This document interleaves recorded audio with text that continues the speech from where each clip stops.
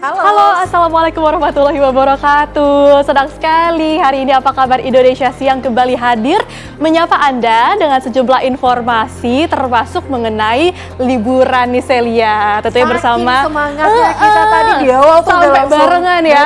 Bersama saya Jasmine Jasmine Rahmadi dan Celia Alexandra. Betul, karena hari ini kita tahu ini udah mendekati hari liburan. Betul. Nanti kita akan hadirkan juga ada liburan menarik untuk Anda pemirsa dari mana? Dari Pulau Dewata Bali. Ih, seru banget. Saya lihat terakhir kali ke Bali kapan, Sel? Kapan ya? Kayaknya beberapa bulan yang lalu deh. Udah Itu lumayan menarik lama banget. lah ya. Kalau Jasmine? Sama sih, awal tahun ini kebetulan. Awal tahun ini udah cukup lama, jadi kita langsung saja nanti saya lihat pantau teman-teman kita yang lagi liburan nih, karena kita kan harus kerja dari studio. Oke, jangan sedih. Jangan sedih, karena kita nanti pantau aja salah satunya dari Pantai Pandawa di Bali. Pandawa yang di indah Bali. sekali. Karena kalau sebelumnya katanya mungkin turis ke Balinya tuh agak berkurang. Betul. Tapi kita cek lagi, apakah cek benar lagi. demikian nanti di Bali begitu ya? Saya juga udah nggak sabar mau liburan virtual nanti. Betul. Oke, tapi sebelum itu kita juga akan update dulu bagaimana kondisi terkini pemirsa menjelang akhir tahun di sejumlah lokasi khususnya di Sumatera Utara, Sumatera Barat, dan juga di Aceh. Informasi pertama kami akan hadirkan dari wilayah Aceh pemirsa di mana sejumlah titik di Lutawar, tepatnya di Aceh Tengah, ini kembali terjadi longsor. Tepatnya pemirsa longsor terjadi kemarin sore dipicu oleh hujan deras. Di Bintang. Ada di dalam tuh, ada di dalam.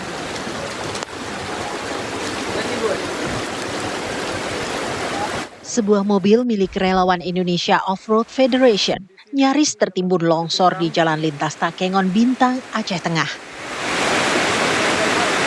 Jalan longsor.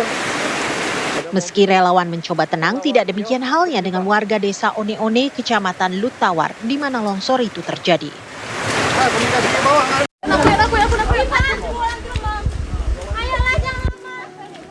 Tenang ya. Ya. Trauma longsor yang terjadi lebih dari sebulan ternyata masih ada, seolah bencana itu baru terjadi sehari sebelumnya. Relawan kemudian mengarahkan para penduduk ke tempat aman. Dua alat berat dari pemerintah Aceh Tengah yang sebelumnya sudah ada di lokasi langsung dikerahkan untuk melakukan pembersihan. Dari Aceh Tengah Aceh, Haidir Ashar, Rahmat Rizky, TV One mengabarkan. Tenang ya. Selain itu pemirsa, salah satu pusat ekonomi di Aceh Tabiang, yaitu Pasar Kuala Simpang, ini mulai dibersihkan dan Kementerian Pekerjaan Umum pun menerjunkan puluhan alat berat dan pembersihan pun diselesaikan lebih cepat daripada perkiraan.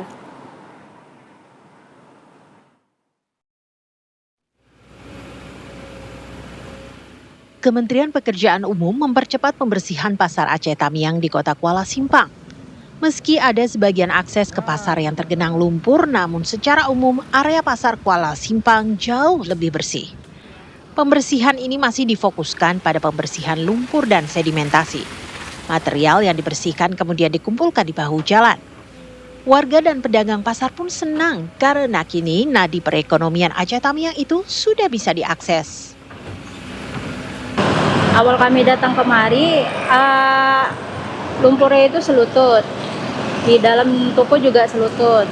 Terus kami bersihin sendirian di dalam toko, yang di luar alhamdulillah mulai dikelola sama alat-alat berat. Terbantu juga, jadi bisa akses kendaraan, bisa masuk ke dalam parkiran lah. Berterima kasih karena telah membersihkan kota kami dan kami bisa beraktivitas, berjualan kembali, mencari untuk memperbaiki ekonomi kami mulai dari nol lagi. Kalau keinginan saya, mudah-mudahan secepatnya lah sampah ini dibersihkan kembali, habis itu biar ekonomi kami kembali lagi, Pak. Maksudnya kan rasanya sedih loh, udah sebulan ini, tapi udah mulai berangsur-angsur dibersihkan, udah alhamdulillah. Dengan pembersihan Pasar Kuala Simpang ini diharapkan roda ekonomi Aceh Tamiang kembali berputar setelah sebulan lumpuh akibat banjir dan longsor. Dari Aceh Tamiang Aceh, Ilham Zulfikar, TV One mengabarkan.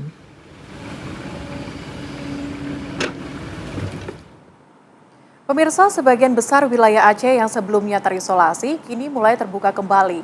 Kali ini ada sebanyak 21 desa di Kecamatan Bintang, Aceh Tengah kembali tersambung dengan pusat perekonomian terdekat. Bantuan pun langsung masuk ke desa-desa tersebut.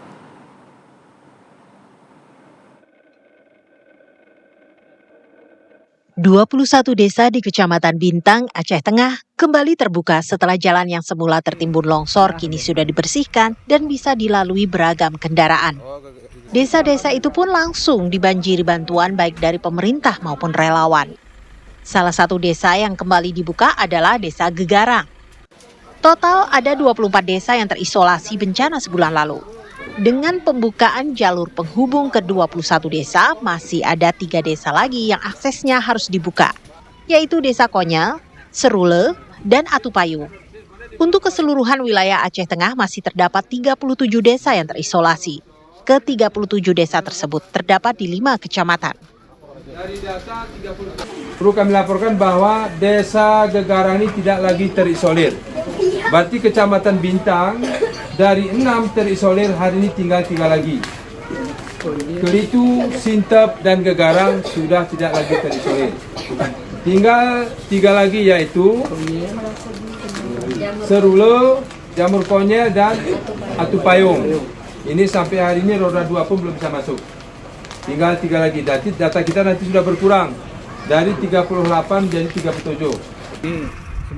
Hingga saat ini terlihat alat berat masih bekerja di lokasi untuk membuka 3 desa lagi di Kecamatan Bintang yang masih terisolasi. Ketiga desa tersebut hingga saat ini tak bisa diakses kendaraan, bahkan sepeda motor.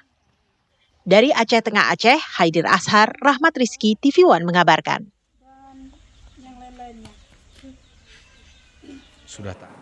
Pemirsa, menyambut tahun baru merupakan hal yang dinantikan bagi warga Indonesia. Namun berbeda dengan warga Gayo Lues, Aceh yang menjadi korban banjir bandang yang menyapu bersih rumah, bahkan lokasi usaha persawahan dan juga perkebunan.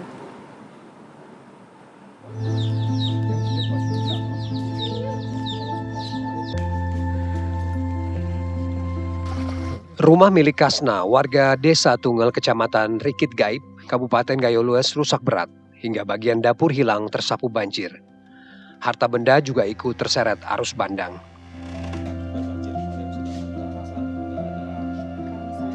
Tidak hanya rumah dan seisinya, lahan perkebunan yang berada di samping rumahnya yang menjadi satu-satunya mata pencarian Kasna, kini rata disapu air banjir dan hanya menyisakan material lumpur dan beberapa batang pohon kopi kecil.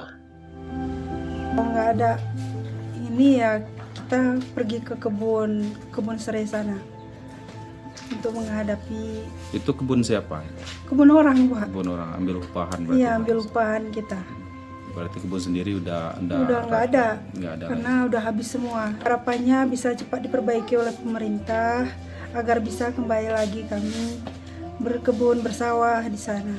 Itu sawahnya sudah tidak dapat digunakan lagi untuk saya. Tidak dapat digunakan lagi sawahnya. Pasca bencana yang melanda, Kasna hidup menumpang dengan sang mertua. Untuk bertahan hidup, Kasna bekerja sebagai buruh petik di kebun milik orang lain. Kasna berharap kepada pemerintah segera memperbaiki lokasi persawahan dan perkebunan miliknya serta warga lain yang terdampak bencana. Dari Kabupaten Gayo Lues, Aceh, Lantra TV One mengabarkan. Isi kebunnya apa ya?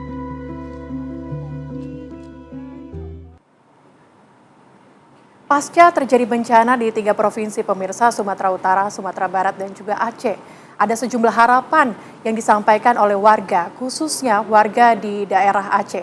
Di mana warga berharap pemirsa pemerintah dapat memperbaiki rumah, serta akses air bersih, serta juga memperbaiki kembali pemirsa, menghubungkan kembali akses jalan yang masih terputus.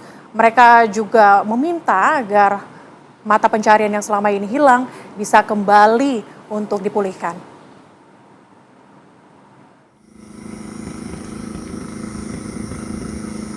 Masih ingat dalam ingatan Rajali saat detik-detik datangnya banjir bandang yang menimpanya dan keluarganya, serta sebagian warga Aceh lain. Rajali merupakan seorang ayah pemilik kedai yang berjualan makanan dan minuman. Kini Rajali hanya bisa pasrah, tidak bisa berdagang karena terdampak bencana, sehingga tidak dapat memiliki mata pencarian untuk menghidupi keluarganya. Meski pemerintah telah memberikan bantuan logistik yang sangat banyak dan cepat, Rajali berharap untuk segera membangun kembali jembatan yang hancur karena merupakan akses penghubung Aceh Tamiang ke Aceh Timur. Terima kasih banyak Pak ya atas bantuannya. Ya. Walaupun gitu memang Pak. Nah, sebenarnya saya sedih Pak. Sedih. Itu aja yang membutuhkan. Ya. Insya Allah Pak, Pak Presiden juga terus memerintahkan para Menko, para Menteri juga untuk terus ini Pak, mempercepat Pak bantuan buat masyarakat. Lumpur di luar lebih tinggi dari yang di rumah. Iya. Ya bingung juga mau dibuang kemana. Kalau kita buang keluar kena rumah kawan, nggak kita buang kemana? Orangnya udah begitu panas ya di bandar. Tapi setidaknya fasilitas umum nih jalan ini sudah terbuka ya Pak. Udah insya Allah. Sehingga mungkin nanti pelan-pelan alat berat mulai masuk ke perkampungan ya Pak, ke perumahan-perumahan ya. Insya Allah kalau jalan untuk sekarang ini ya bagus lah saya bilang. Walaupun nggak maksimal mungkin ya. Iya. Itu insya Allah untuk apa? Untuk masyarakat, untuk menuju kota itu supaya insya Allah. Iya. Rajali juga memohon untuk membangun kembali rumah-rumah warga setempat serta akses air bersih. Dari Aceh, Raka Prawirawijaya, TV One mengabarkan.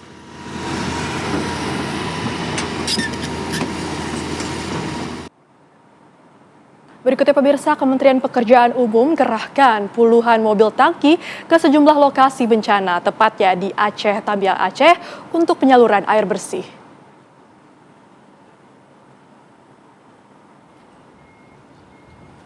Penyaluran air bersih disebar ke sejumlah titik pengungsian di Kota Lintang, Kuala Simpang. Selain distribusi air bersih, pemerintah juga menyediakan fasilitas pendukung seperti hidran umum, toren air, serta toilet darurat. Sejak 28 Desember 2025, bantuan air bersih telah disalurkan ke 8 kabupaten dan kota, di antaranya Aceh Tamiang, Aceh Tengah, Biren, Pidi, Aceh Jaya, Aceh Timur, Gayo Lues, dan Kota Langsa.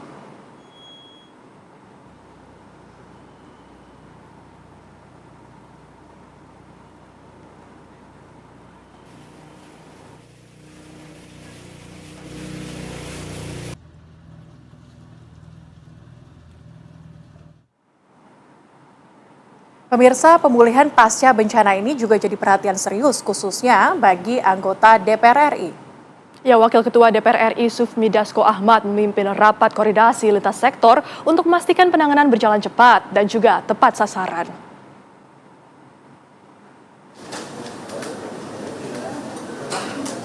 Sufmi Dasko membuka rapat dengan mengapresiasikan kerja TNI, Polri, pemerintah daerah hingga relawan dalam penanganan bencana.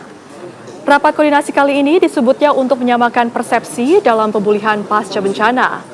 Selain pemulihan, rapat juga membahas kesiapsiagaan dan mitigasi bencana agar dampak serupa tidak terulang. DPR pun memastikan pengawasan ketat agar bantuan benar-benar dirasakan oleh masyarakat.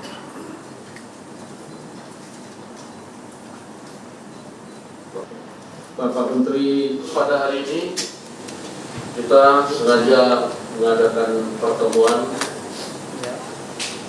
yang kami fasilitasi dari Dewan Perwakilan Rakyat Republik Indonesia dalam rangka pemulihan pasca bencana untuk kita sama-sama setelah dalam penanganan bencana kemarin teman-teman dari TNI, dari Polri, dari Pemda, dari relawan dan sebagainya yang telah bekerja keras. Dalam pemulihan pasca bencana ini kita perlu kemudian bersama-sama melakukan koordinasi untuk fokus terhadap yang akan ditangani dalam pemulihan pasca bencana, sehingga perlu kemudian kementerian dan lembaga, Pemda dan DPR serta BUMN bersinergi untuk menyamakan persepsi serta memfokuskan apa sehingga efisien dari sisi anggaran dan lain-lain bisa fokus dan kemudian tidak ada tumpang tindih.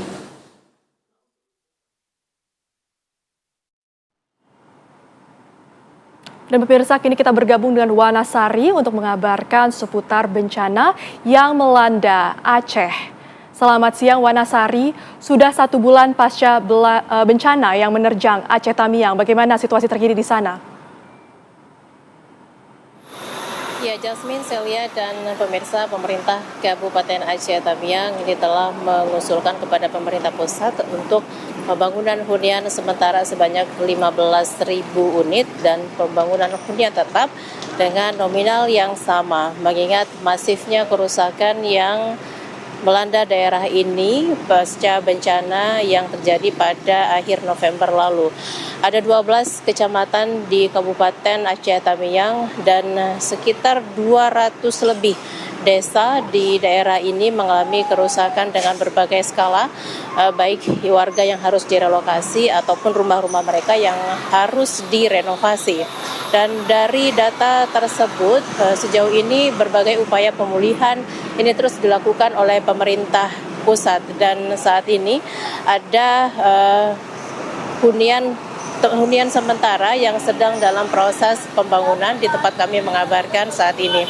Dan untuk lokasi ini ditargetkan dengan luas lahan sekitar 5,5 ribu, maksud kami sekitar lebih dari 5.000 hektar, 5 hektar maksud kami lahan di daerah ini. Ini direncanakan akan dibangun sedikitnya 600 unit hunian sementara yang saat ini dalam proses pembangunan.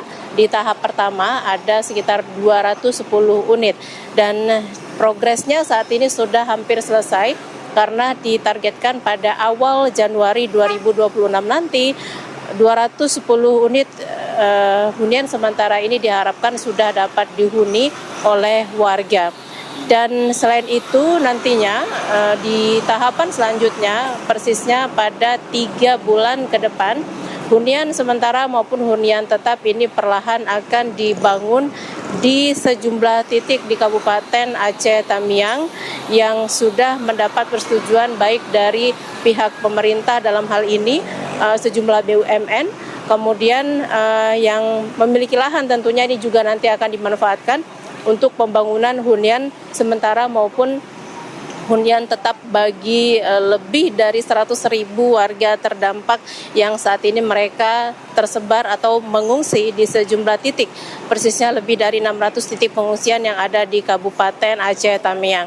Bila kita melihat progres pembangunan hunian sementara yang saat ini sedang berlangsung, ada ratusan bahkan lebih dari 1.000 pekerja yang dimaksimalkan di hunian sementara ini untuk membangun dan saat ini sedikitnya 210 unit rumah tersebut ini sedang tahap finalisasi dan seperti instalasi listrik yang kita lihat sudah didirikan tiang-tiang listrik, kemudian nantinya akan ada instalasi air, kemudian instalasi internet juga ada, nanti juga ada taman bermain untuk anak-anak. Jadi hunian sementara ini diharapkan bisa memenuhi fasilitas yang ada, bisa memenuhi berbagai kebutuhan dari warga korban bencana.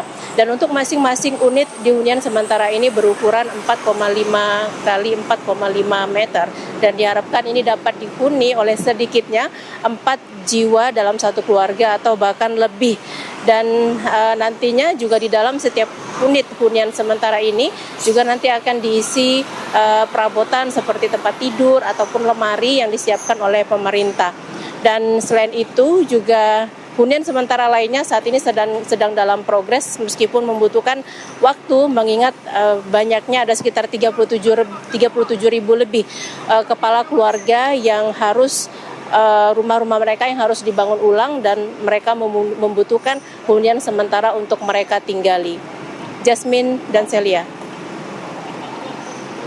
Baik, kalau kita lihat memang saat ini hunian sementara sedang dikebut begitu ya, dan harapannya nanti di awal tahun 2026 masyarakat bisa menempati hunian tersebut. Terima kasih laporan langsung Wanasari dari Aceh Tamiang Aceh, selamat bertugas kembali.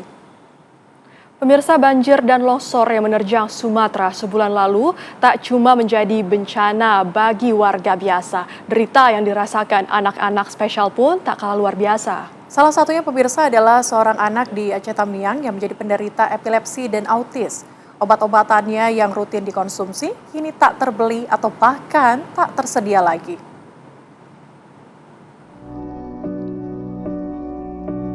Jika banjir dan longsor membawa duka bagi warga biasa, apalagi bagi seorang anak penderita epilepsi sekaligus penyandang autis. Ia adalah Devan yang baru berusia 10 tahun. Sebelum bencana, Devan mengonsumsi obat rutin yang didapatkan dari puskesmas ataupun dibeli di rumah sakit di kota Kuala Simpang.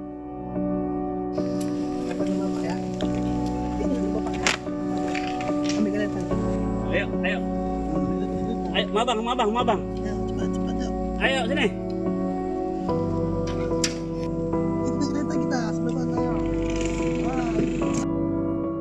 Tapi kini obat-obatan itu tak tersedia sama sekali. Yang lebih buruk lagi, catatan obat yang dikonsumsi Devan hilang ditelan banjir. Tapi orang tua Devan tak putus asa.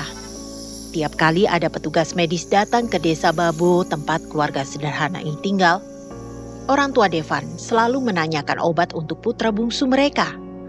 Sayangnya, obat-obat untuk Devan tak ada. Kondisi Devan pun memburuk. Ia makin mudah marah dan emosinya sulit dikendalikan. Biasanya Devan mengonsumsi 2 jenis obat, yaitu obat epilepsi dan obat terapi autis 2 hingga 3 kali sehari. Dari mulai awal banjir itu di tanggal 26 sampai dengan sekarang itu belum ada obat apapun.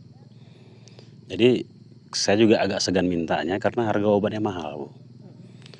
Ada juga relawan saya tahu itu dia bilang kami tidak membawa obat itu karena obat itu khusus, jadi mereka juga tidak membawa. Jadi ada juga kemarin dari kedokteran UMSU mereka mengatakan nanti Pak saya bawa nanti kami sampaikan. Tapi kan mereka juga keterbatasan, Bu ya. Mereka di sini cuma beberapa hari. Jadi sehingga untuk obat itu juga sampai sekarang belum juga dapat lagi. Obat apa sih Pak yang? Aduh, kalau nama obatnya Bu bahasanya nggak paham kali. Tapi itulah ada 2 macam obat. Satu dari obat anak saya itu satu kena epilepsi. Satu lagi autis, jadi 2 obat. Jadi dokter jiwa sama kedokteran anak kalau biasa saya ngambil di rumah sakit umum. Kemudian dampaknya sekarang kepada putra Bapak gimana setelah 1 bulan tidak bisa konsumsi obat? Tantrumnya tinggi. Biasanya tantrum itu bisa kita kendalikan, tapi sekarang tantrumnya udah agak tinggi karena tidak konsumsi obat lagi. Biasanya kan dia konsumsi obat itu 1 hari itu 2 kali, pagi sekali, malam sekali. Kemudian dari obat yang satu lagi itu 1 hari 3 kali. Tapi sama sekali sekarang nggak ada minum obat lagi. Kondisi sekarang yang Bapak butuhkan pertama apa sih Pak? Obat. Obat ya Pak? Obat. Kalau untuk sana obat. Kemudian ya untuk secara umumnya rumah lah, Bu. Ibu bisa lihat dari bagaimana keadaan rumah kami, bagaimana dampak daripada bencana ini kan. Jadi nggak ada yang tersisa. Jadi mata pencarian kami juga selama ini ya hilang. Jadi memang saya harapkan pemerintah lebih tanggap lah menghadapi dalam melihat permasalahan kami ini. Ya, terima kasih juga kepada Presiden telah memberikan bantuan kepada kami melalui listrik. Alhamdulillah sekarang sudah mulai hidup. Bagi keluarga Ashari, obat untuk Devan saat ini menjadi yang paling penting. Terlebih obat-obatan tersebut bukanlah obat-obatan umum yang biasa dibawa relawan medis. Setelah itu mereka sangat butuh bantuan rumah karena rumah mereka sudah hancur lebur. Mereka kini bertahan di sebuah gubuk kayu yang dibangun secara sederhana. Dari Aceh Tamiang Aceh, Wanasari Hairil Arisandi, TV One mengabarkan. Pemirsa, Taruna Akademi Kepolisian membersihkan rumah warga yang masih tergenang banjir dan juga lumpur, serta berikan trauma healing kepada anak-anak korban bencana di lokasi pengungsian bencana Kabupaten Tapanuli Selatan, Sumatera Utara.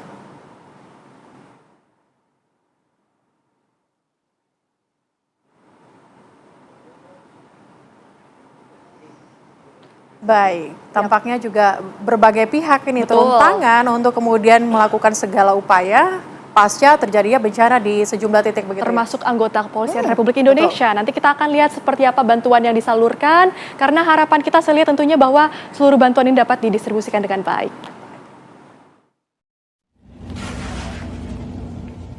Anggota Kepolisian Republik Indonesia masih terus bekerja membantu proses pemulihan pasca bencana di Kabupaten Tapanuli Selatan, Sumatera Utara. Kegiatan terfokus pada pembersihan sisa-sisa lumpur di rumah warga di Desa Huta Godang, Desa Garuga, dan Desa Aik Ngadol, Kecamatan Batang Toru, Kecamatan Tapsel. Pembersihan ditargetkan selesai pada akhir tahun ini hingga rumah warga bisa kembali ditempati seperti sedia kala. Pembagian sembako dan beberapa alat kebutuhan rumah tangga lainnya juga diberikan. Terima kasih kepada Bapak TNI Polri dan Taruna Akpol yang telah melaksanakan kegiatan trauma healing dan pembagian buku kepada anak-anak kami di Sitinjak, Desa Engadul Sitinjak, Kecamatan Batang Toru, Kabupaten Tapanuli Selatan. Semoga Bapak TNI dan Polri dan Taruna Akpol sehat selalu dan semakin mengabdi kepada masyarakat. Selain sembako, Taruna Akpol ini juga membagikan buku, susu, dan coklat kepada anak-anak yang terdampak bencana di posko Desa Aik Ngadol sebagai bagian dari trauma healing. Diharapkan seluruh bantuan mampu meringankan beban masyarakat selama masa tanggap darurat. Dari Tapanuli Selatan, Sumatera Utara, Ahmad Sukri, TV One mengabarkan.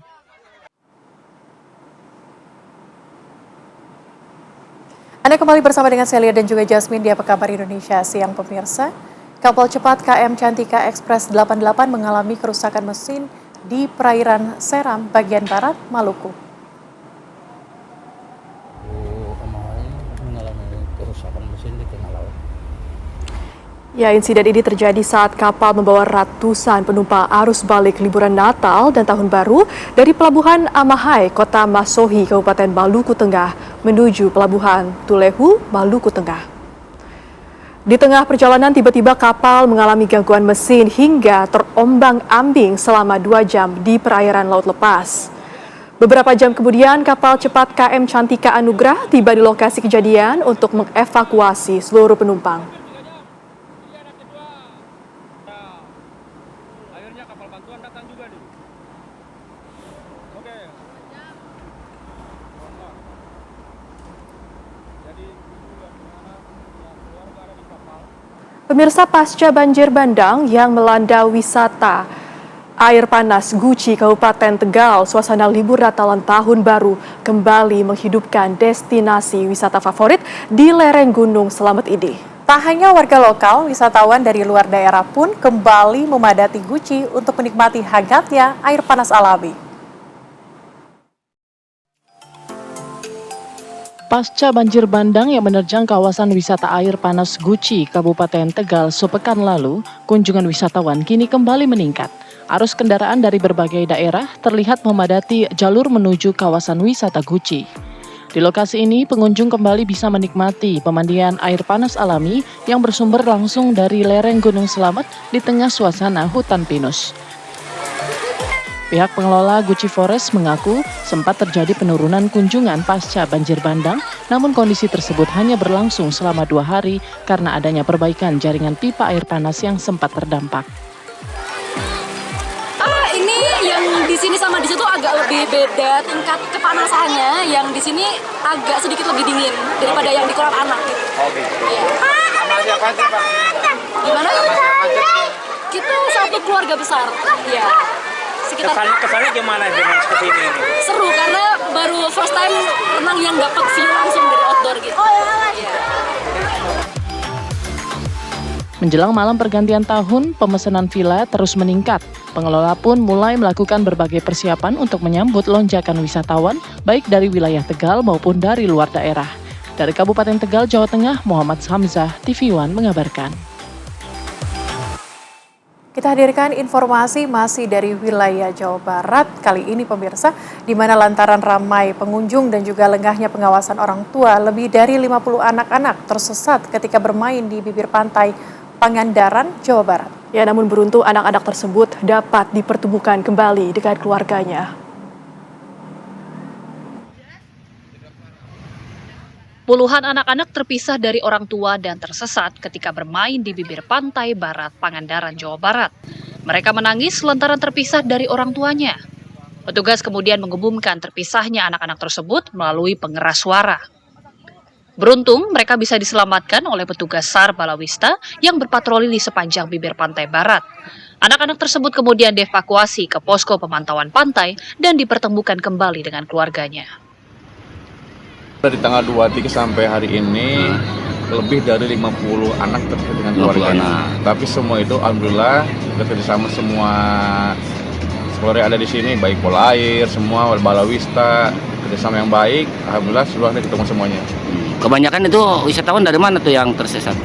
Kebanyakan memang dari Bandung, kita masuk dari Bandung, dari Tasik, Garut, Jakarta Timur ada dari Jakarta juga. Data rata-rata anak berusia berapa tuh yang tertinggal? Rata-rata usia di bawah 7 tahun. Di bawah 7 tahun. Kebanyakan 5 tahunan itu paling banyak karena mereka mungkin lagi asik main, orang tuanya kemana gitu. Orang tua pun dihimbau agar lebih waspada saat mengajak keluarga bermain di pantai, lantaran kondisi yang ramai pengunjung. Dari Pangandaran, Jawa Barat, Aditya Triwahyudi, TV One mengabarkan.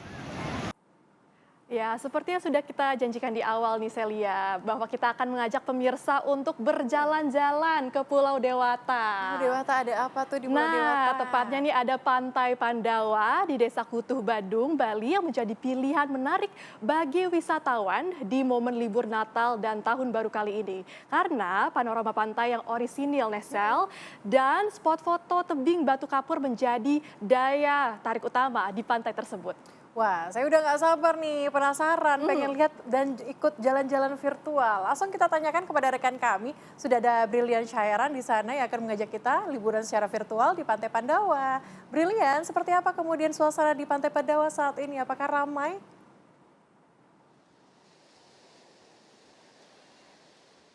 Baik Jasmine, Celia dan juga pemirsa, betul sekali bahwa saat ini saya mengabarkan langsung dari salah satu destinasi wisata yang nampaknya ini menjadi tujuan utama bagi para wisatawan lokal maupun wisatawan mancanegara, yakni di Pantai Pandawa yang terletak di Desa Kutuh di Kuta Selatan di Kabupaten Badung. Di mana sejak pagi hari tadi ini sudah ramai oleh para wisatawan yang memang ini masih didominasi oleh wisatawan lokal begitu, dan untuk lokasi dari Pantai Pandawa sendiri ini terletak kurang lebih 18 km dari Bandara Internasional Ngurah Rai, dan ini dapat ditempuh menggunakan kendaraan ini kurang lebih 40 sampai dengan 60 menit. Dan juga ini saya akan memberikan gambaran kepada Anda bagaimana keseruan dan juga situasi dari Pantai Pandawa siang hari ini. Di mana di belakang saya dapat dilihat bahwa ini nampaknya terdapat sejumlah wisatawan yang begitu yang memanfaatkan beningnya air yang menjadi daya tarik utama dari Pantai Pandawa ini untuk berenang. Kemudian juga selain dari itu tourist attraction lainnya ini ada para layang, kemudian juga ada canoeing yang dapat dicoba oleh para wisatawan atau para turis yang ada di sini, dan juga masih banyak lagi Celia dan juga Jasmine. Dan juga kita akan memberikan gambaran lagi kepada Anda bahwa di Pantai Pandawa ini merupakan salah satu pantai dengan pasir putih, dan juga memang biasanya ini sejak pagi maupun sampai dengan malam hari ini pantai ini dipergunakan oleh para turis untuk menyaksikan bagaimana matahari terbit dan juga tenggelam di pantai Bali ini. Dan juga memang kalau kita mengetahui cuaca di Pulau Bali sendiri selama 2 hari kebelakang ini sudah cenderung cerah berawan, dalam artian ini sudah meskipun sempat terjadi beberapa kali hujan, namun ini masih ringan, dan juga berdasarkan dari informasi BMKG, Celia dan juga Jasmine, ini diperkirakan akan terus cerah berawan sampai dengan pada hari Minggu nanti. Dan juga berdasarkan pantauan kami juga memang dari Direktur Utama Bumda Kutuh ini Niluh Happy Wardana ini menyatakan bahwa untuk Pantai Pandawa sendiri pada hari biasa ini dapat menarik sebanyak 3.000 wisatawan, dan menjelang liburan Natal dan juga Tahun Baru ini angkanya naik menjadi 5.000 sampai dengan 6.000. Dan untuk memberikan gambaran bagaimana keseruan, saya sudah ditemani langsung bersama wisatawan asal Jakarta, Bu Niluh. Selamat siang Ibu Niluh. Iya, selamat siang. Bu Niluh, mungkin boleh dijelaskan sudah, Bu Lintang, iya. Ini sudah berapa lama ada di Pantai Pandawa atau mungkin di Bali, Bu? Oh, di Bali saya dari tanggal 22 Senin kemarin, besok tanggal 31 saya balik ke Jakarta lagi. Jadi berarti kan udah beberapa hari ya Bu ya, ini sudah mengunjungi berapa wisata di sini Bu? Kita ke Tanah Lot, Pandawa, Melasti, sama Kuta, Pantai Kuta ya. Bu, Ibu kan melihat bahwasanya ini memang banyak isu terkait dengan sepinya di Bali. Tetapi Ibu sendiri ketika berwisata di sini, apa yang Ibu lihat Bu? Banyak kok orang-orang asing dari mancanegara yang datang waktu pas saya sampai di bandara itu. Nah terus pas di daerah penginapan saya pun banyak orang-orang bule yang pada ya di Pantai Kutanya gitu banyak. Jadi destinasi Pantai Bali itu dibilang katanya sepi, enggak sih, enggak juga. Iya. Liburannya di Bali, selamat kembali menikmati Pantai Pandawa, terima kasih banyak. Jadi begitu Jasmine, Celia dan juga pemirsa, nampaknya ini antusiasme dari masyarakat, terutama ini wisatawan lokal, ini masih tinggi untuk mengunjungi sejumlah objek wisata yang ada di Pulau Bali, salah satunya adalah Pantai Pandawa di sini. Untuk sementara demikian, kembali ke Anda di studio. Tuh kan bener, kalau dengerin laporan dari Brilian langsung pengen pesen tiket ke Bali. Bahkan pengen nyanyi nih Sel kalau ngeliat Brilian di situ. Apa tuh? Nyanyi Libur telah tiba. Libur telah tiba. Oke, terima kasih Brilian Syairan. Laporan langsung Anda dari Bali. Selamat berlibur sambil bekerja. Anda kembali bersama dengan Celia dan juga Jasmine di Apa Kabar Indonesia Siang pemirsa. Markas Besar Kepolisian Republik Indonesia atau Mabes Polri hari ini menggelar rilis akhir tahun di Rupa Taba Mabes Polri Jakarta.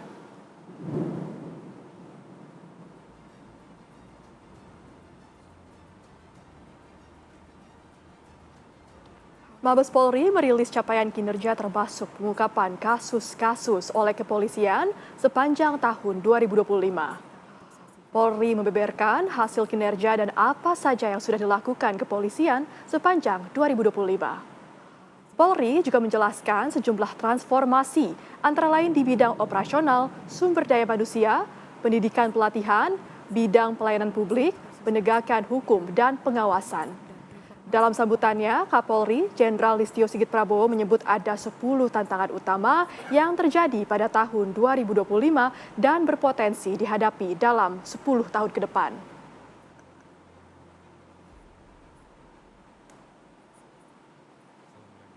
Tahun 2025 ini kita dihadapkan pada dinamika dan tantangan global yang semakin kompleks.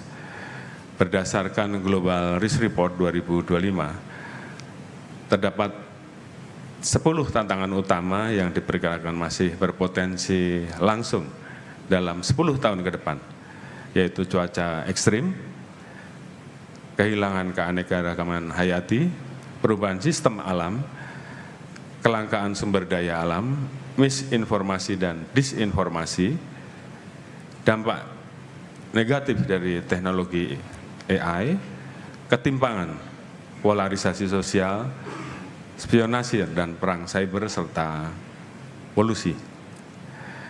Sejalan dengan berbagai macam risiko tersebut, bencana alam akibat cuaca ekstrim saat ini menjadi salah satu tantangan yang paling nyata dampaknya dan kita rasakan. Bencana tersebut tidak hanya menimbulkan korban, jiwa, dan kerusakan infrastruktur, tapi juga memberikan tekanan besar terhadap stabilitas ekonomi.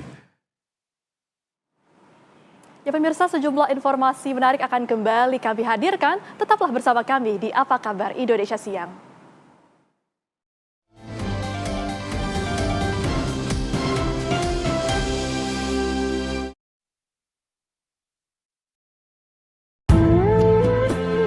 Assalamualaikum warahmatullahi wabarakatuh. Saya Ustaz Abdurrahman Jelani atau Bang Ujai mengajak kepada seluruh segenap kaum muslimin dan muslimat langsung dari kota Madinatul Munawwarah, kota baginda Nabi besar Muhammad SAW, untuk menonton dan menghadiri acara Indonesia Berzikir di TV One pada tanggal 31 Desember 2025 langsung dari Masjid Izzatul Islam Grand Wisata Tambun, Kabupaten Bekasi.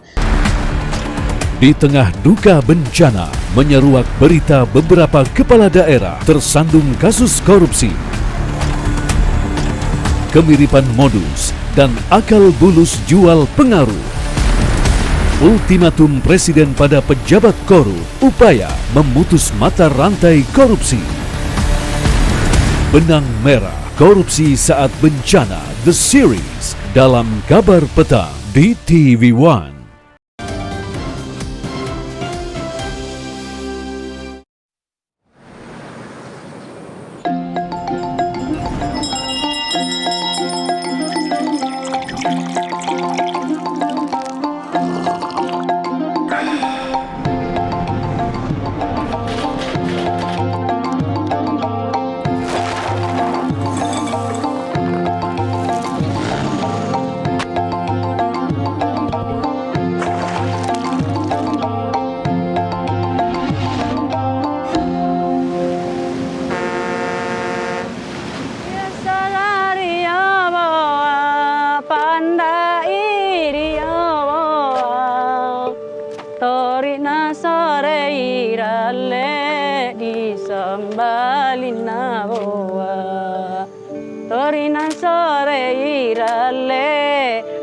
Sambalina boa upira uiri pua ngupe pale palea tori nama suli bapa alina tori sikola tori nama suli bapa alina sikola Tembang ini bukan sekedar nyanyian. Ini adalah cara Hadanang, petani kakao di Kecamatan Tubi Taramanu, Kabupaten Polewali Mandar, Sulawesi Barat, memanjatkan rasa syukur kepada Sang Khalik yang telah memberinya rezeki dari lahan yang ia jaga bertahun-tahun.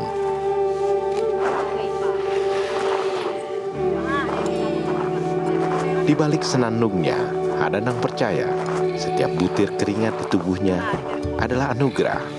Setiap ranum kakao yang ia petik adalah buah dari ketaksiman doa untuk keluarganya. Yang bandar dia lalai ma alek na anu cok lau ya jam dengan sampai juta persiapan pembeli beras, palang bau, iya iyo. Dan 10 juta anu ya mamanya dia to mau boyang. Di mana tahu di bangunan naik di jalan anu lita iyo kendaraan motor sekolah naik iya tahu nomor kos ya talu merau tambah sekolah ya coklat motor laurian panuang pembiayaan ya alhamdulillah ya panjang tuan kita coba di bengam lo wah ini kai yang tahu mencalau salimbo ya pang itu tiang pakai tahu mencari kebutuhan dari sola anak-anak. Kisah Hadanang bukanlah satu-satunya di Tubi Taramanu. Di sini masa depan memang kerap ditanam lebih dulu sebelum anak-anak mampu mengeja nama. Dirawat dalam bentuk lahan kakao yang kemudian diwariskan secara turun-temurun. Semua dilakukan untuk memastikan anak cucu punya tempat berpijak yang tak sekedar tanah, tapi juga penghidupan. Jadi di desa ini kakao memang sangat banyak, petaninya 90% kerja di kakao. Banyak juga walaupun di ASN tetap memiliki kebun kakao. Karena luasan di Polewani ini masih luas, luasan lahan. Enggak bagusnya kalau saya bilang 100%, walaupun sebenarnya semua penduduk asli di sini ya punya kebun kakao. 95% itu semua kerja langsung. Yang lain punya tetapi dikerjakan oleh tetangganya, keluarganya, atau digarapkan ke orang lain. Digarap sendiri atau tidak, dari petani seperti Hadanang inilah, kakao telah menjelma menjadi penanda ekonomi Sulawesi Barat bergerak di tempat-tempat yang sering luput dari peta besar riuh pembangunan, kawasan transmigrasi. Itulah sebabnya Kementerian Transmigrasi saat ini tengah membuka mata lebar-lebar. Negara tak ingin abai Sebab lahan-lahan kakao yang bertebaran di Sulawesi Barat seperti di Kabupaten Poliwali Mandar, Mamuju, dan Majene menjadi salah satu komoditas penopang ekonomi dengan nilai yang tak bisa dianggap kecil.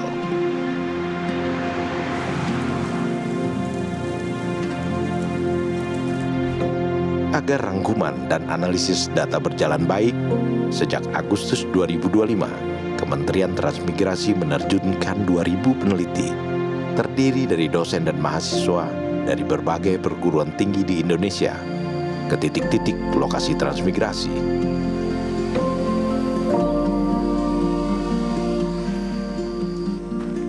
Di bawah naungan yang diberi label Tim Ekspedisi Patriot, para peneliti itu tersebar menjadi tim-tim kecil untuk melakukan riset dan pemetaan potensi ekonomi di 150 titik kawasan transmigrasi, termasuk yang ada di punggung-punggung Bukit Sulawesi Barat yang kaya akan aneka ragam tanaman.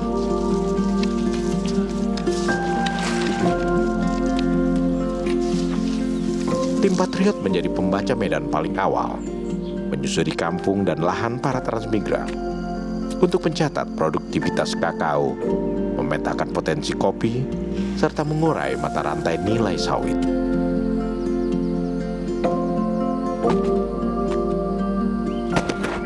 Data yang dihimpun tim Patriot bukan sekedar laporan akademik, tetapi potret langsung kaum transmigran membentuk basis ekonomi baru yang kokoh di Sulawesi Barat.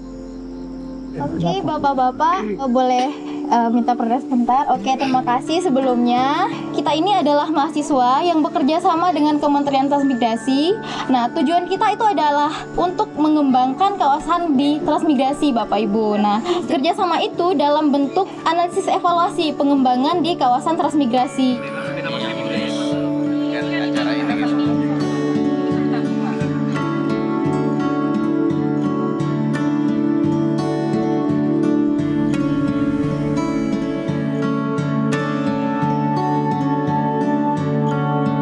Ini langsung terjun ke lapangan, jadi basis datanya adalah survei di lapangan. Nah, ini nanti akan kita kompilasi tahap berikutnya dengan data-data sekunder tentunya. Walaupun sebelumnya juga kita sudah mengecek dulu data sekundernya. Sebagai contoh misalnya kopi itu misalnya kadang di data sekunder bisa kalah jumlahnya dengan kakao ya. Tapi di data primer misalnya, khususnya di lokasi kami, misalnya justru kopi yang lebih sebaliknya, lebih potensi.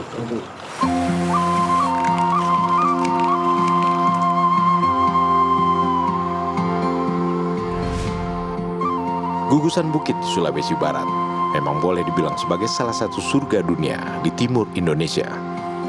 Betapa tidak, apapun jenisnya, berapapun jumlah yang ditanam, bakal tumbuh dengan sehat.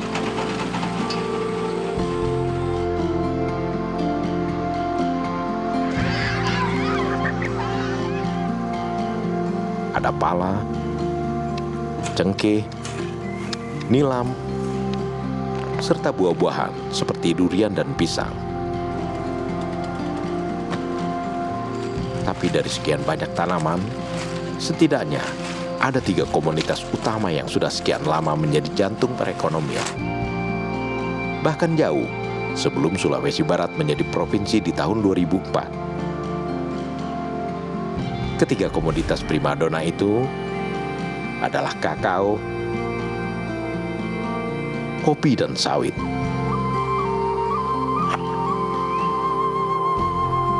Jadi kalau sekarang ini kita ingin kembangkan di wilayah selatan Sulawesi Barat, yaitu Kabupaten Majene dengan Kabupaten Poliwali Mandar, memang sesuai dengan RT RW kita, potensi itu ada di memang kakao.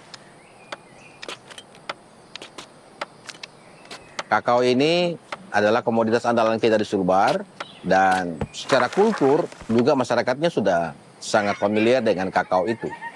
Kalau transmigrasi ingin mengembangkan ini, saya kira ini adalah satu potensi yang memang bergerak dari nilai-nilai yang ada di masyarakat Sulawesi Barat sendiri. Dan saya meyakini bahwa pola ini akan sukses.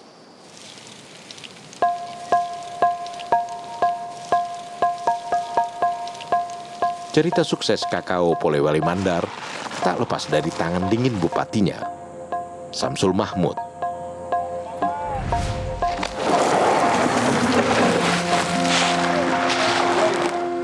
Yang meyakini kakao Sulawesi Barat layak menempuh perjalanan lebih jauh dari sekedar pasar lokal. Naluri pengusaha Mahmud dengan jeli menyambungkan hasil dari kebun rakyat dengan standar industri global. Sehingga terciptalah kemitraan strategis dengan salah satu pemain besar dalam rantai pasok kakao dunia. Saya lihat di daerah transmigrasi ini memang yang paling dominan saya lihat itu adalah kakao, ada juga kopi. Dan memang selama ini pengolahannya itu masih petik, olah jual itu. Jadi belum ada terlalu signifikan kalau dari sisi pengolahan yang semi industri lah, masih tradisional. Sekarang ini juga kita lagi kembangkan ini terutama memasifkan penanaman kakao yang ada di daerah kawasan transmigrasi. Terutama bibit sekarang ini sangat masif kita berikan kepada para petani kita, baik yang ada di daerah kawasan transmigrasi maupun di luar kawasan transmigrasi. Memang selama ini kita juga lagi banyak turun ke lapangan ini PPL, yang memang memberikan edukasi bagaimana cara meningkatkan hasil produksi pertanian, terus bagaimana petani kita ini bisa bekerja lebih efisien, lebih efektif untuk meningkatkan hasil produksi pertanian dan peternakan mereka yang ada di kawasan, baik yang ada di kawasan transmigrasi maupun yang ada di luar kawasan transmigrasi. Di dalam atau di luar kawasan transmigrasi, kakao tetaplah menjadi sandaran terkuat Sulawesi Barat. Tim Patriot mengungkap, provinsi ini menempatkan diri sebagai salah satu pusat kakao terpenting di tanah air. Lantaran memberi kontribusi lebih dari 10% terhadap produksi nasional dengan area seluas lebih dari 141.000 hektar. Jumlah ini masih memiliki peluang yang sangat besar untuk dikembangkan. Potensi luas lahan diprediksi bisa melampaui 460.000 hektar. Angka yang menunjukkan betapa besarnya ruang tumbuh sektor kakao bila dikembangkan lebih jauh. Permintaan dunia internasional untuk kakao dan produk olahannya senantiasa tinggi, dengan tujuan ekspor utama meliputi Amerika Serikat, India, Cina, Malaysia, dan Belanda. Terlebih, belakangan pemerintah mendorong ekspor dalam bentuk produk olahan seperti bubuk coklat, pasta coklat, dan cocoa butter yang punya nilai lebih, sehingga terbuka luas kesempatan untuk membuka pabrik pengolahan biji coklat.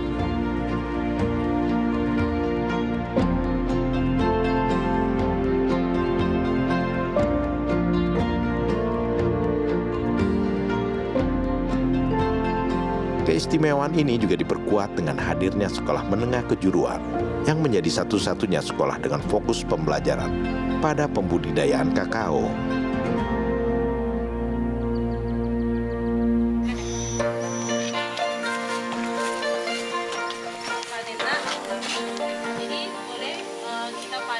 Terletak di Kecamatan Kaluku, Mamuju, SMK Negeri Sulawesi Barat menjadi lumbung sumber daya manusia siap pakai di dunia kakao Sulawesi Barat, bahkan nasional.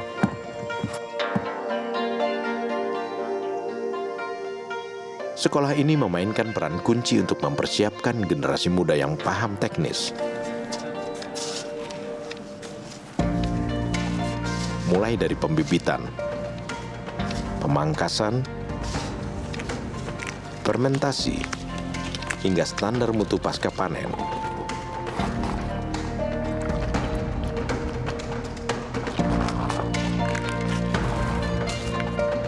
Bahkan, para pelajar juga telah memproduksi minuman racikan kakao dan jahe untuk kesehatan. Tak berlebihan bila menyebut mereka sebagai tenaga terdidik yang memang disiapkan untuk mengisi celah keahlian di sektor kakao yang selama ini telah tumbuh turun-temurun di Sulawesi Barat. Tanaman kakao adalah tanaman menjadi komoditi andalan Sulawesi Barat selain kelapa sawit dan kopi. Kemudian Sulawesi Barat adalah penghasil kakao terbesar nomor 4 di Indonesia. Setelah Sulawesi Tengah, Sulawesi Tenggara, dan Sulawesi Selatan. Sulawesi Barat telah menyumbang 10% produksi tanaman kakao secara nasional. SMK Negeri Sulbar ini satu-satunya sekolah menengah kejuruan di Indonesia yang konsentrasi utamanya berada pada komoditi tanaman kakao. Jadi di program keahlian agribisnis tanaman itu kami ajarkan tentang salah satunya itu manajemen pembibitan. Jadi kami ajarkan tentang bagaimana menyiapkan bibit unggul yang baik. Kemudian kami mengajarkan tentang bagaimana pemeliharaan tanaman kakao yang baik. Kemudian kita ajarkan bagaimana SOP dan praktik pemanenan yang baik, yang sesuai dengan standar industri yang menjadi mitra kita, yaitu PT Mars dan Berry Kalabaut.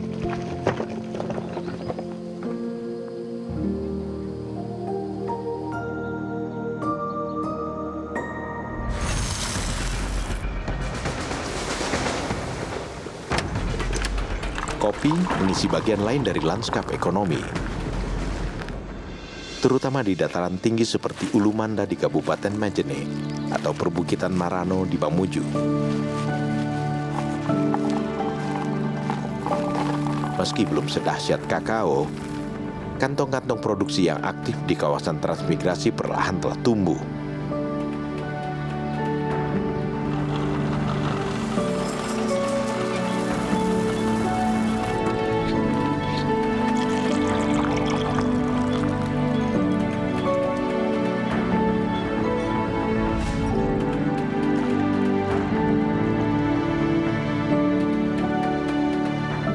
Junaidi, transmigran asal Lampung, adalah contoh sederhana sekaligus menjadi bukti bahwa tanah di Kolehalang, Ulumanda adalah tanah istimewa untuk bibit kopi Robusta.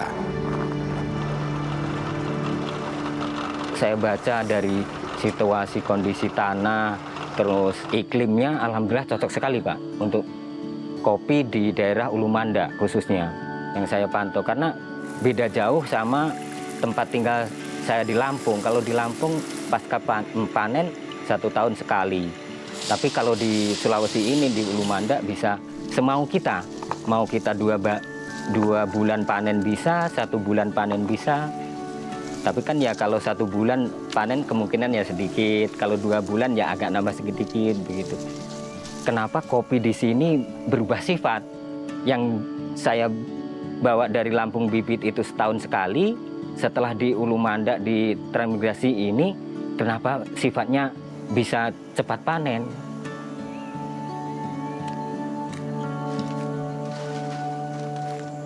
Jadi di Kolehalang memang juga tradisi menanam sudah cukup lama dan bahkan misalnya bibit kopi itu sendiri konon dari Lampung. Nah, tapi bercampur di stek dengan kopi lokal.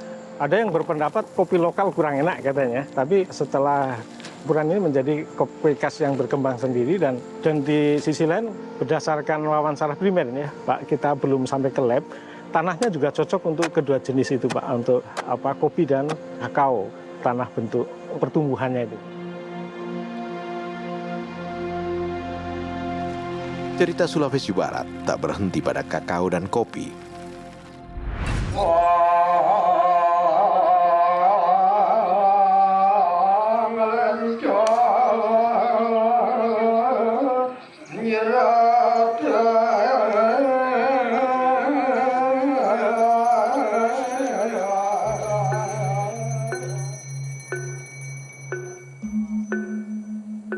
Di Desa Tomo, Mamuju, rapalan doa pedanda di pura menjadikan hari-hari desa transmigran asal Bali ini menjadi wujud perpaduan, keyakinan dan kerja keras petani sawit dalam satu tarikan nafas.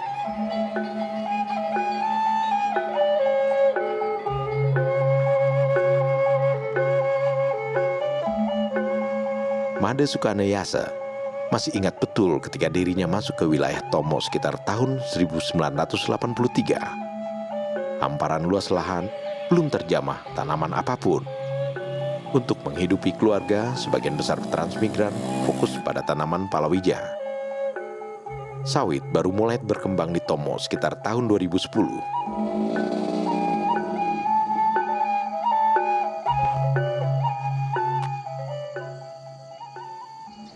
semenjak ada kita mulai mengikut menanam sawit, taraf kehidupan kita mulai sedikit-sedikit membaik. Karena satu sisi kalau kita di Tomok ini kan ada sawah, kemudian kita juga tanam sawit, jadi saling menopang. Jadi untuk keseharian dibilang beras masih kita tidak beli, kemudian dari segi pemasukan sawit kan ada juga menunjang.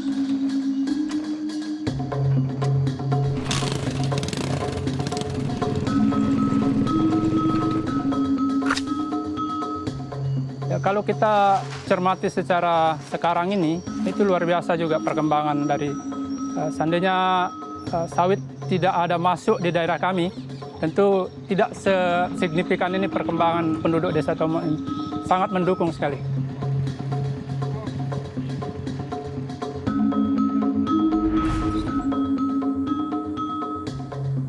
Kini Tomok bukan sekedar sentra sawit, tapi juga sebagai tulang punggung ekonomi.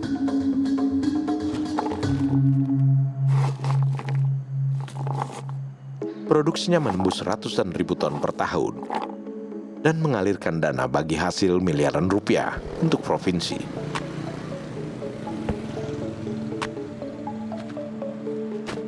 Bahkan limbahnya, cangkang sawit, sudah menyeberang hingga ke Jepang sebagai bahan bakar industri. Pelabuhan Belang-Belang di Mamuju adalah saksi gunungan cangkang-cangkang sawit tak berhenti bergerak. Melampaui batas desa, bahkan negara, menjadikan Tomok sebagai simpul penting koridor ekonomi Sulawesi Barat.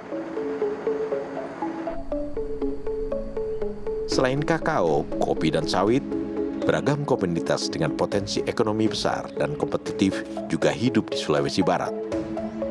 Salah satunya adalah nilam.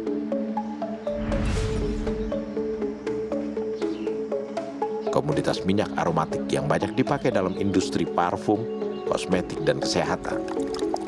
Produksi minyak nilam telah mendarah daging di kalangan petani Sulawesi Barat. Data Direktorat Jenderal Perkebunan mencatat, Sulawesi Barat memiliki 513 hektar lahan nilam dengan produksi sekitar 40 ton. Sayangnya, seperti di Ulu Manda dan kebanyakan wilayah lain, metode tradisional masih mendominasi dalam proses produksi penyulingan. Selama 24 jam, petani nilam menggunakan kayu bakar untuk mendapatkan minyak dari perahan daun-daun nilam. Di titik ini, istilah harga nilam yang fluktuatif masih tersimpan besarnya potensi nilam menjadi komoditas yang tak cuma menguntungkan, tapi juga ramah lingkungan.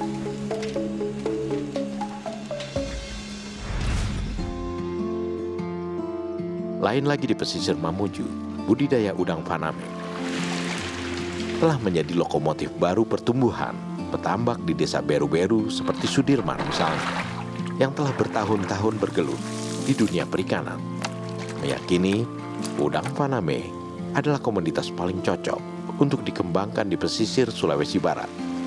Perawatannya tergolong mudah dan sederhana. Mencari timbangan. Kelebihannya udang faname dia ini cepat pertumbuhan. Ya, kalau umur 2 bulan sudah bisa ini panen, 2 bulan setengah, paling lambat 3 bulan. Kecepatan panen itu pula yang membuat Sudirman yakin udang-udang faname sangat potensial dilirik pemodal agar berkembang lebih jauh hingga memenuhi permintaan ekspor, terutama ke Amerika Serikat dan Jepang. Bersama para petambak lain, Sudirman pun berani untuk memperluas jangkauan pasarnya, terlebih bila dukungan pemerintah juga menguat. Sanggupnya sih, ya tapi kalau masanya diusahakan ya bisa diusahakan nyampe timpa. Istilahnya ini bisa dikembangkan. Budidaya untuk pribadi mau sendiri tanpa dorongan dari pemerintah apa. Bisa saja kalau memang kita diperhatikan lah. Jangan sampai kita bilang sanggup baru ini yang tidak ya. Tapi kalau kita didukung sama pemerintah ya kenapa tidak, istilahnya. Itu yang kita cari memang. Rempah pala juga bisa menjadi pemain penting dalam perkebunan rakyat. BPS Sulawesi Barat mencatat produksi pala pada tahun 2021 mencapai 20,9 ribu ton. Tren nasional juga menunjukkan peluang besar. Terlebih, produksi pala Indonesia diproyeksikan naik hingga 49.645 ton pada tahun 2026 dengan pertumbuhan sekitar 5,9% per tahun. Di sisi selatan provinsi muda ini, Polewali Mandar juga muncul sebagai wilayah dengan populasi ternak sapi potong terbesar. Data sensus pertanian menunjukkan populasi sapi kerbau Sulawesi Barat mencapai 89.569 ekor. Dengan sapi potong mendominasi sekitar 82.058 ekor. Bukan jumlah yang sedikit untuk menjadi salah satu penggerak ekonomi Sulawesi Barat.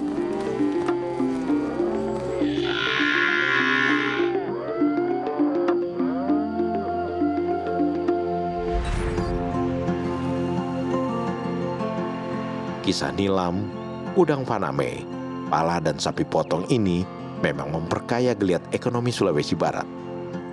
Nah, potensi ekonomi itu juga ditopang oleh infrastruktur jalan raya dan jaringan komunikasi seluler yang mumpuni.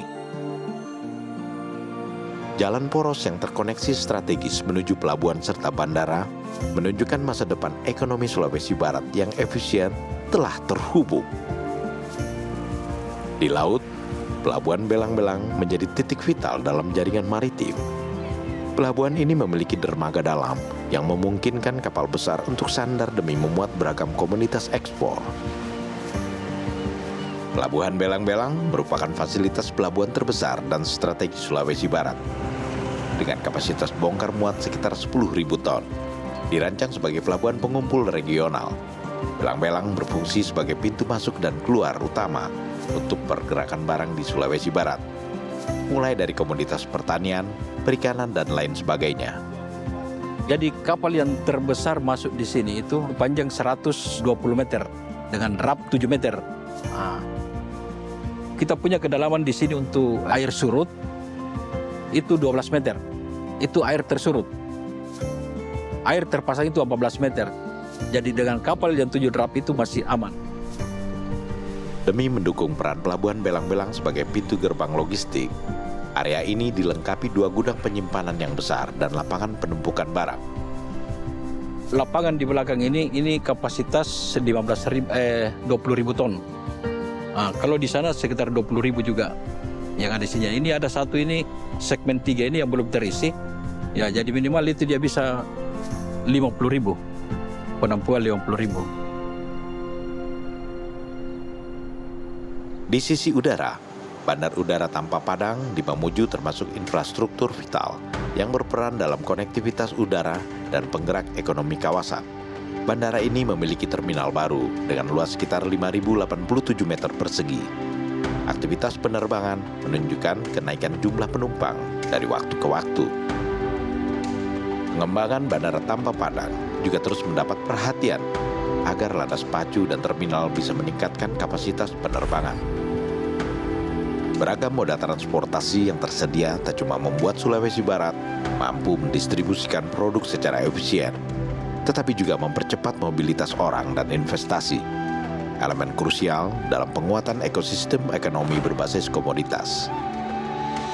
Terlebih, bila rencana Presiden Prabowo menghidupkan jalur kereta Trans Sulawesi, Sulawesi Barat tentu akan jauh lebih menarik.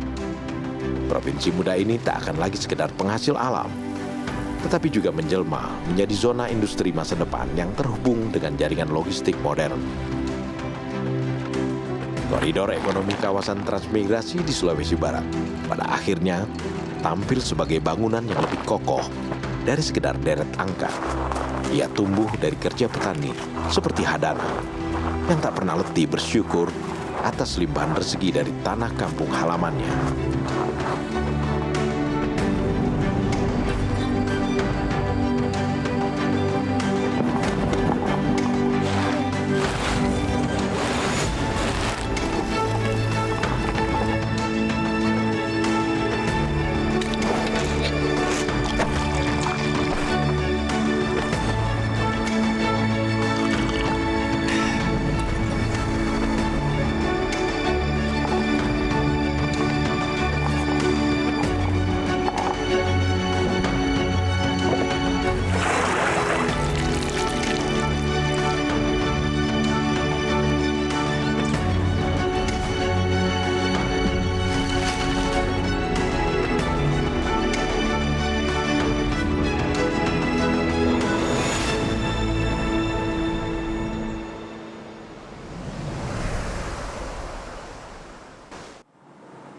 Pemirsa, informasi tadi sekaligus menutup jumpa kita di Apa Kabar Indonesia Siang. Saya Sally Alexandra. Dan saya Jasmine Rahmadi, mewakili kru yang bertugas, pamit undur diri. Terima kasih dan sampai jumpa.